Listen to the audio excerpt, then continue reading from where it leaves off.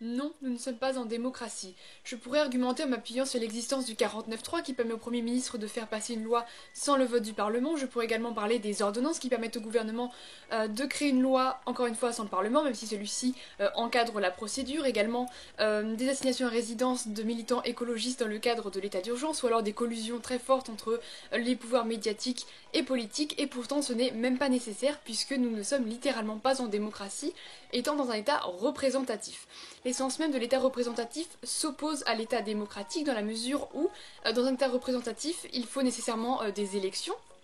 Et donc c'est partir de l'idée qu'il n'y a qu'un certain nombre de personnes qui peut gouverner et pas tout le peuple, comme c'est dit dans le mot démocratie, demos kratos, le pouvoir du peuple et donc par le peuple pour le peuple. Nous ici dans notre République française, on va élire des représentants, des députés. Et à partir du moment où on a un pouvoir et qu'on le donne, puisque quand on élit des représentants, on place notre pouvoir aux mains des représentants, on s'en dépossède. Et donc on n'a plus ce pouvoir, et donc on n'est plus en démocratie. Parce que l'essence vraiment de la démocratie, comme c'était le cas à Athènes, c'était vraiment que tous les citoyens et citoyennes étaient capables. Enfin à Athènes, je sais plus si les citoyennes avaient le droit de voter et avaient le droit d'être élus, mais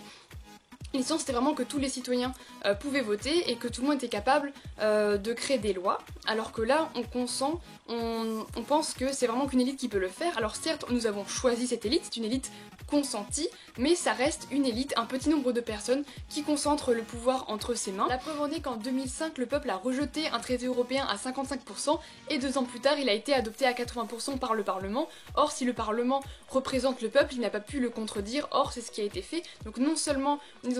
dans un régime représentatif qui est contraire à un état et un régime démocratique, mais en plus on est mal représenté là en France puisque on constate que ceux qui représentent le peuple n'est pas en accord avec le peuple. Et on peut aussi regarder les chiffres, par exemple le pourcentage d'ouvriers en France et le pourcentage qui est beaucoup plus inférieur d'ouvriers dans le Parlement, et donc on voit qu'il y a des classes qui sont surreprésentées au Parlement et évidemment au détriment d'autres classes.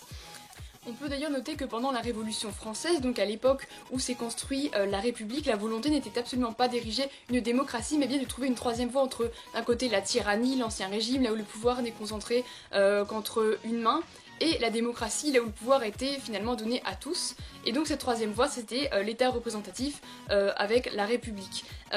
Mais Rousseau, par exemple, qui était un des inspirateurs, on va dire, de la Révolution,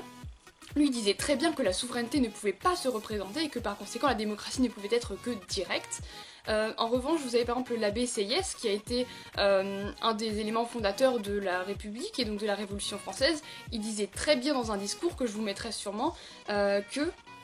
la France n'avait pas à vocation d'être une démocratie et qu'à partir du moment où le peuple choisissait des représentants, il acceptait finalement de ne plus donner sa volonté et que c'était aux représentants de gouverner le peuple. Donc là, le pouvoir était vraiment dissocié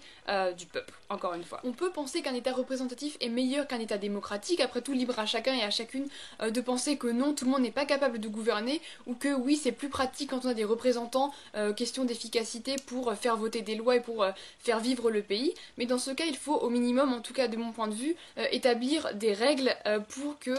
les représentants puissent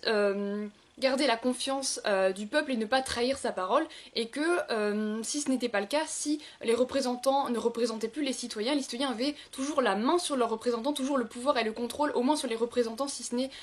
directement sur le pouvoir pour pouvoir voter des lois.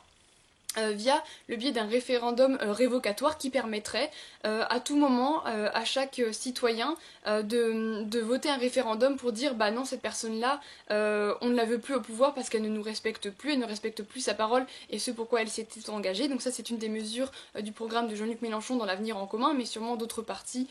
aussi. Et donc sur une demande d'une partie du corps électoral, il y aurait un référendum avec la question oui ou non voulez-vous garder monsieur ou madame Bidule-Struc en tant que député par exemple. Donc on s'aperçoit qu'il y a un glissement de sens, c'est ce qu'on appelle régime démocratique est en réalité un régime représentatif. Je pense que ce glissement a été fait évidemment à des fins démagogues pour faire croire au peuple qu'effectivement il avait le pouvoir et qu'il était en démocratie, parce que c'est un mot qui maintenant sonne bien, alors qu'à une époque pendant la Révolution française ça sonnait à peu près aussi bien que anarchiste aujourd'hui, donc c'est pour vous dire que vraiment à l'époque la démocratie était rejetée et que là on s'est servi du mot, qu'on l'a instrumentalisé pour faire croire des choses au peuple et pour le ranger de son côté, Alors qu'en réalité, voilà, encore une fois, ce n'est pas le cas, et ce n'est pas